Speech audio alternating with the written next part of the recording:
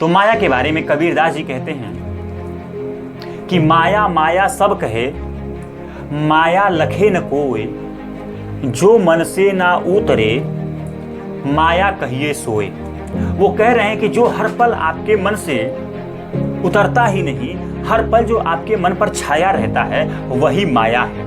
कबीरदास कहते हैं कि माया मरी न मन मरा, मर गई शरीर, आशा तृष्णा ना मरे, कह गए दास कबीर। वो कहते हैं कि ये शरीर मर जाएगी, ये काया मर जाएगी, लेकिन आपके भीतर जो मन है, उस मन के भीतर जो आपका अहम भाव है, जो माया है, जो मैं के रूप में स्थापित हो गई है, वह कभी मर नहीं पाती। लेकिन आत्मज्ञान कहता है, अध्यात्म कहता है कि आप शरीर नहीं हो बल्कि कुछ और हो। आप शरीर नहीं हो बल्कि कुछ और हो। और अध्यात्म कहता है इसका जो सबसे बड़ा प्रमाण है वो ये है कि आप इस शरीर के साक्षी हो सकते हो, दृष्टा हो सकते हो।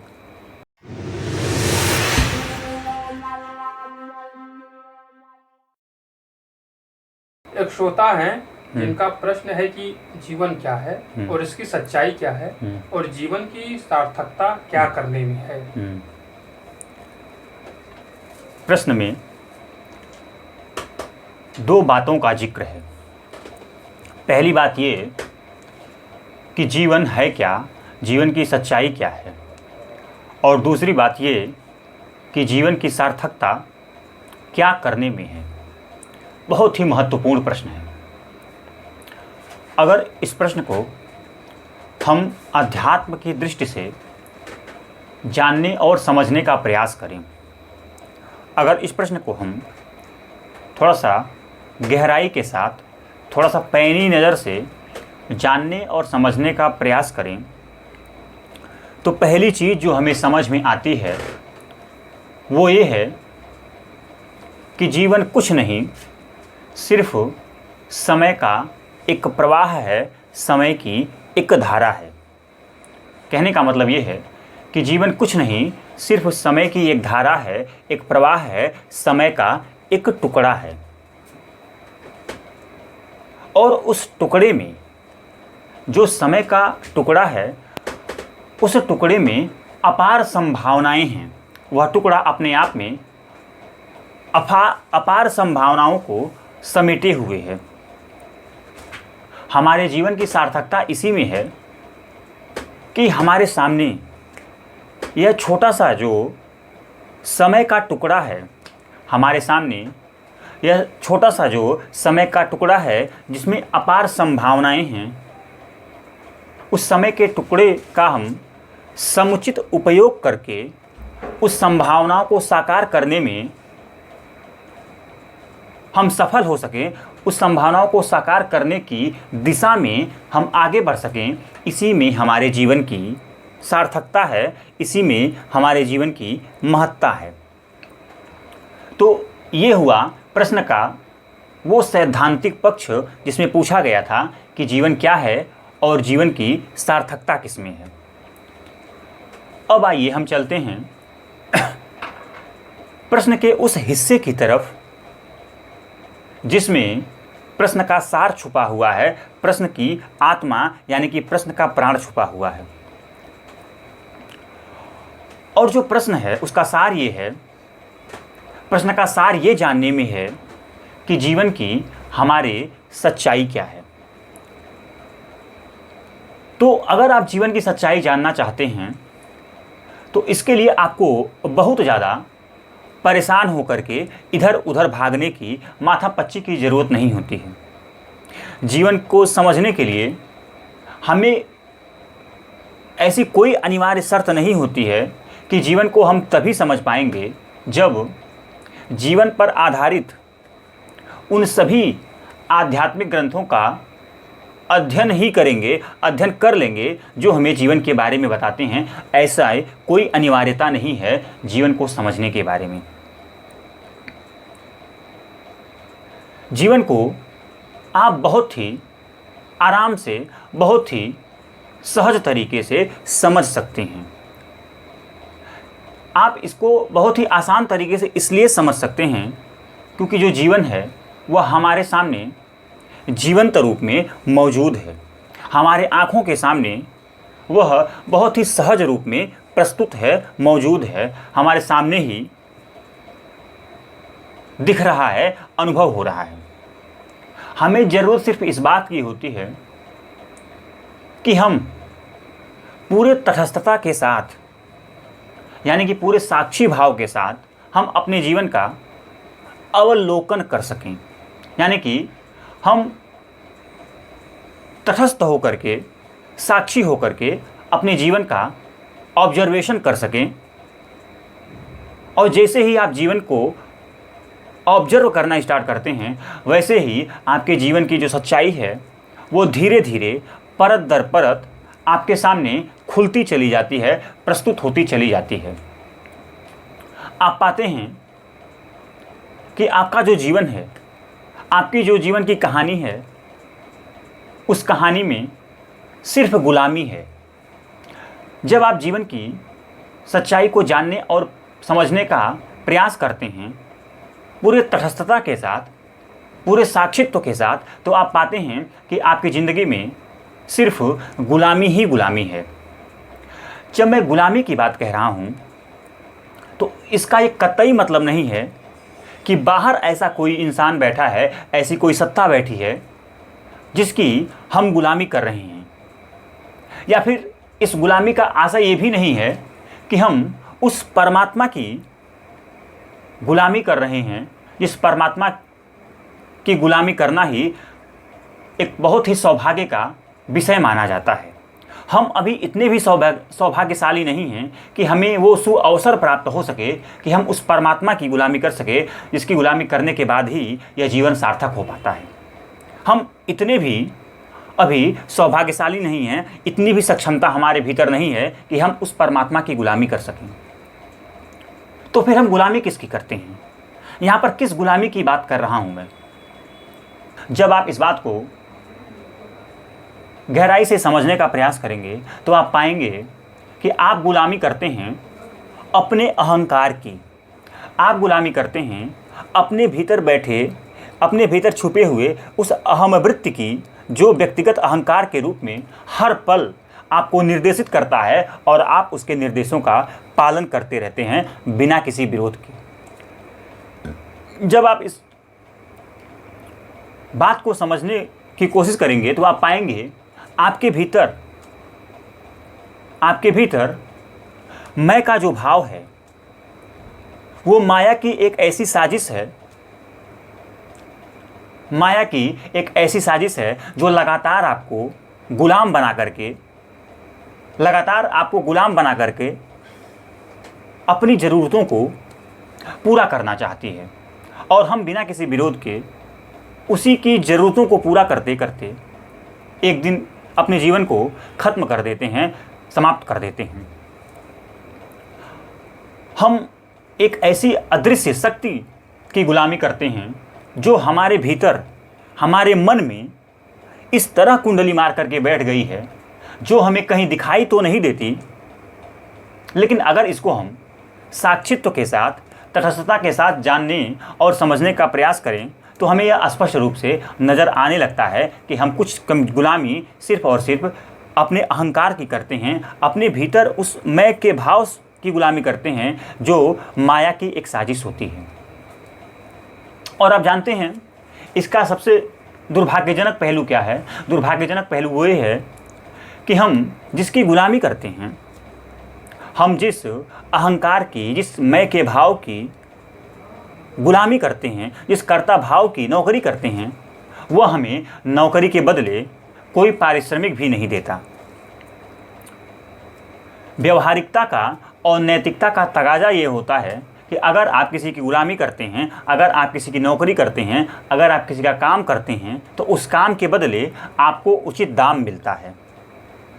लेकिन हमारे भीतर जो हमारा अहंकार मालिक बन करके हमारा बैठ गया है, वो हमें कभी भी किसी भी तरह का कोई भी दाम नहीं देता, हमें कोई भी मुआवजा या पारिश्रमिक या कंपनसेशन नहीं देता।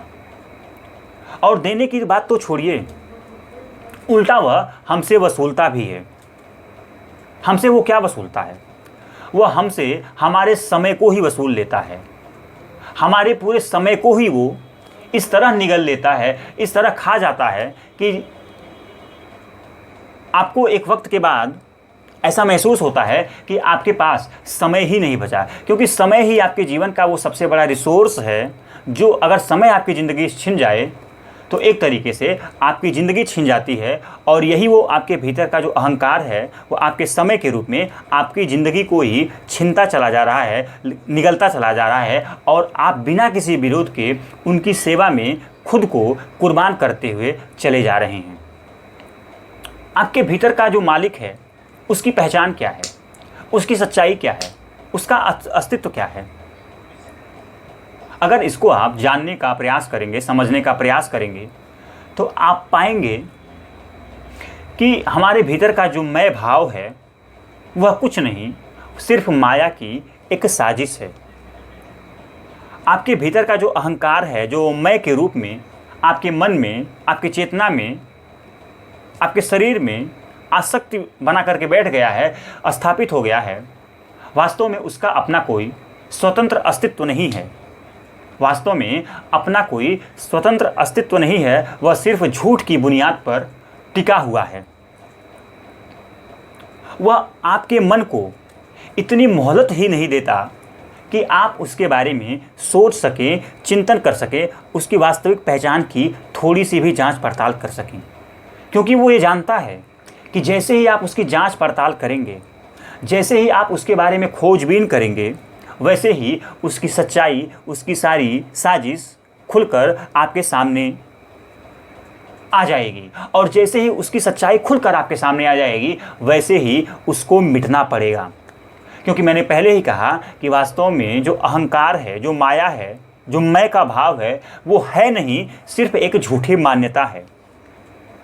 सिर्फ वह एक झूठी मान्यता है, और वह मान्यता आपके जीवन से हट सके, इसके लिए बहुत ज़रूरी है कि आप उसके ये पूछ सकें कि तुम्हारी वास्तव में पहचान क्या है। और जैसे ही आप पूछेंगे वैसे ही उसे मिटना पड़ेगा, उसे मिटना न पड़े। इसीलिए वह आपको इतनी भी मोहलत नहीं देता कि आप रुक करके उसकी थोड़ी सी भी सच्चाई की जांच पड़ताल कर सकें, उसके बारे में कुछ खोजबीन कर सकें। वह आपके मन को तमाम तरह की चीज़ों में उलझाए रहता है। वह आपके मन को लगातार यह विश्वास दिलाए रहता है कि मैं ही शरीर हूँ। वह आपके शरीर से आसक्त इस कदर हो जाता है, इस कदर शरीर से संलिप्त हो जाता है कि एक समय के बाद आपको यही लगने लगता है कि मैं ही शरीर हूँ, और आपके मन पे हर पल हर दम वो छाया रहता है। अगर आप ये जानना चाहें कि माया है क्या, माया यानी कि झूठ, झूठ यानी मैं का भाव, और जो मैं का भाव है वही अहमवृत्ति है, वही व्यक्तिगत अहंकार के रूप में तब्दील हो जाता है। तो अगर आप जानना चाहें कि माया क्या है, तो माया के बारे में कबीरदास जी कहते हैं कि माया माया सब कहे, माया लखे न कोय, जो मन से ना उतरे, माया कहिए सोए। वो कह रहे हैं कि जो हर पल आपके मन से उतरता ही नहीं, हर पल जो आपके मन पर छाया रहता है, वही माया है। और आप बहुत आसानी के साथ ये समझ सकते हैं, जान सकते हैं, पहचान सकते हैं कि आपके मन पर हर पल हर समय क्या छाया रहता है। मन किन चीज़ों के पीछे भागता रहता है, किन चीज़ों के लिए व्यग्र रहता है। मन भागता है पैसों के पीछे, मन भागता है इच्छाओं की पूर्ति के पीछे, वासना के पीछे, कामना के पीछे। उसको यह माया जो है इस भ्रम में उलझा कर रख देती है कि यही कामना, यही वासना, यही रुपए, यही पैसे तुम्हारे जीवन की उस चाह को पूरा कर देंगे जिसको पूरा होने के बाद आप संपूर्णता के भाव से भर जाएंगे। हर पल माया आपको इसी चीज़ों में उलझाई रहती है, और इसी से आपका जो मन है हर पल हर क्षण हर वक्त इसी में उलझा रहता है, इसी से भरा रहता है। इसी को कबीरदास कह रहे हैं, जो मन से ना उतरे, माया कहिए सोए। माया इतना शक्तिशाली है, आपके चारों तरफ माया ही माया है। आप जिधर को निकलेंगे हर तरफ आपको माया ही माया दिखेगी। माया के बारे में अध्यात्म कहता है कि आप समाप्त हो जाते हैं, आपकी माया कभी समाप्त नहीं होती। माया यानी कि आपका मैं का भाव, यानी कि आपका व्यक्तिगत अहंकार।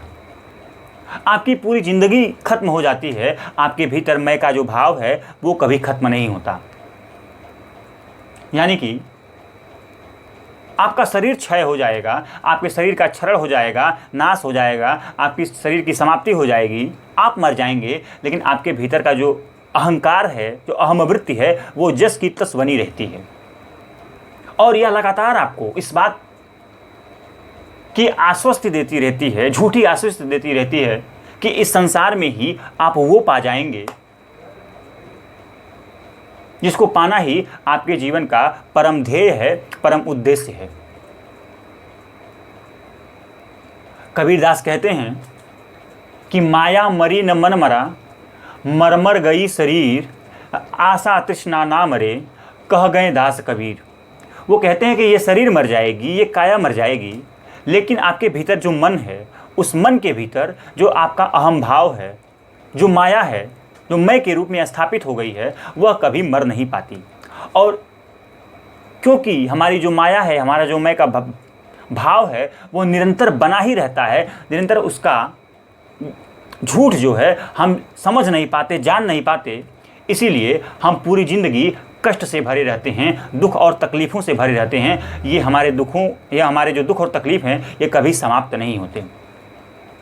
हमारे दुख समाप्त हो जाएं, अगर हमारे भीतर का जो मैं का भाव है ये समाप्त हो जाए। हमारे भीतर का मैं का जो भाव है वो समाप्त क्यों नहीं होता? तो वो समाप्त इसीलिए नहीं होता कि आप उसे समाप्त होने ही नहीं देना चाहते। क्यों आप समाप्त उसे नहीं होना देना चाहते? इसलिए क्योंकि आपको ये विश्वास हो गया है कि यह जो मैं है यही मैं हूँ। समझिएगा बात को, वो आपको ये विश्वास हो गया है कि आपके भीतर का जो मैं का भाव है यही मैं हूँ, यही मेरा मूल स्वभाव है। सच्चाई ये है कि मैं आपका मूल स्वभाव नहीं है, माया की एक साजिश है, अपने आप को बचाने की साजिश है। और माया की ये साजिश ही होती है कि आपको वह प्रतीत करवाए जो आपको वह प्रतीत करवाना चाहती है, जो आपको वह अनुभव करवाना चाहती है। माया यही सिद्ध करना चाहती है कि मैं ही शरीर हूँ। माया यही सिद्ध करना चाहती है कि मैं ही सत्य हूँ। हालांकि वो सत्य नहीं है, वह सिर्फ एक झूठ है, लेकिन क्योंकि वह झूठ है इसीलिए लगातार उसको इस बात का डर सताता रहता है कि अगर मेरी सच्चाई खुल गई तो मुझे मिटना पड़ेगा, और जैसे ही मुझे मिटना पड़ेगा वैसे ही मेरा जो अस्तित्व है वो खो जाएगा। उसका अस्तित्व लगातार बना रहे, इसीलिए वह तरह तरह के तर्कों के माध्यम से, तरह तरह के उदाहरणों के माध्यम से, तरह तरह के साजिशों और पैतरेबाजियों के माध्यम से लगातार अपने झूठे अस्तित्व को स्थापित करने की कोशिश में लगी रहती है। हमें लगता है कि अगर ये मैं मिट गया तो मैं मिट जाऊंगा। अगर ये लगता है कि हमारे भीतर का जो अहम भाव है, अहम भाव जो कि कर्ता बन करके आपके केंद्र में बैठ गया है, आपके शरीर में बैठ गया है, तो आपको लगता है कि आपके भीतर का जो एक कर्ता भाव है ये मिट गया तो मेरा अस्तित्व मिट जाएगा। इसी डर से आप अपने भीतर के अहंकार को, अहम भाव को, मैं के भाव को मिटने नहीं देते। और जब आप मैं के भाव को मिटने नहीं देते तो इसका परिणाम ये होता है कि आप कभी भी पराधीनता की ज़िंदगी से, परतंत्रता की ज़िंदगी से, गुलामी की ज़िंदगी से खुद को अलग करके स्वतंत्र होकर के सच्चाई और ऊंचाई की राह पर आगे बढ़ भी नहीं पाते। लेकिन जब आप अध्यात्म की दृष्टि से चीज़ों को देखते हैं और समझते हैं, जब आपकी ज़िंदगी में आत्मज्ञान का प्रकाश होता है, तब आपको पहली बार ये पता चलता है कि आप शरीर नहीं हैं बल्कि कुछ और हैं। और जैसे ही आपको पता चलता है कि आप शरीर नहीं है, तो आपके भीतर का जो कर्तापन का भाव है, जो शरीर से संलिप्त है, आसक्त है, उसको बहुत चोट लगती है।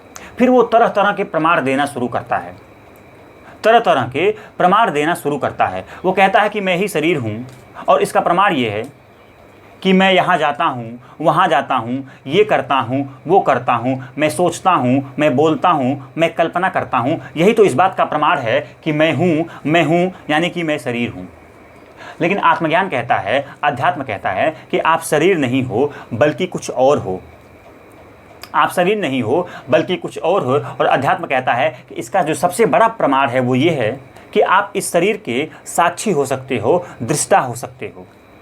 आप अपने शरीर के, आप अपने मन के दृष्टा हो सकते हो, साक्षी हो सकते हो, तटस्थता के साथ उनको देख सकते हो, समझ सकते हो। यही इस बात का प्रमाण है कि आप देह नहीं हो बल्कि कुछ और हो। तो फिर देह क्या है? देह कुछ नहीं, सिर्फ एक प्रकृति है, प्रकृति का हिस्सा है। और देह की जितनी भी कार्यप्रणाली है, जितनी भी गतिविधि है, वह स्वतः संचालित होती है। जिस तरह प्रकृति में हवा अपने आप बहती है, जिस तरह प्रकृति में नदी पहाड़ों से निकल करके सागर तक अपने आप मिल जाती है, जिस तरह से बारिश अपने आप होता है एक प्राकृतिक प्रक्रिया के द्वारा, उसी तरह से हमारा जो शरीर है वह भी प्रकृति की प्रक्रियाओं के द्वारा संचालित होता है, अपने आप संचालित होता है। इसमें हमारा कोई भी योगदान नहीं होता है, कोई भी रोल नहीं होता है। और इसका प्रमाण ये है कि हम सांस ले रहे हैं और सांस छोड़ रहे हैं, इसमें हमारा कहीं से कोई भी योगदान नहीं है। हम भोजन करते हैं, वो जो भोजन है हमारे पाचन तंत्र में जाके पचता है, डाइजेस्ट होता है, इसमें हमारा कोई रोल नहीं है। हमारी नसों में, हमारी धमनियों में रक्त का बहना है, इस बात का प्रमाण है कि हमारे शरीर के चलने में हमारा कोई योगदान नहीं है। इसीलिए हमारे ऋषियों ने, हमारे महापुरुषों ने आपको बार बार चिताया है कि आप शरीर नहीं हैं बल्कि आप आत्मा हैं। ऋषि आपको इसीलिए बार बार बताते हैं कि आप बेवजह का परेशान हैं। जिस मुक्ति की तलाश में आप बाहर ढूंढ रहे हैं वह मुक्ति आपके भीतर है। बस आपके ऊपर माया की, अज्ञान की, अंधकार की धूल जम गई है। उस धूल को साफ करना ही आपके जीवन का परम धर्म है, परम उद्देश्य है। यही उद्देश्य आपके जीवन में सार्थक हो पाए, इसी उद्देश्य को आप हासिल कर पाएं, इसी में आपके जीवन की सार्थकता है।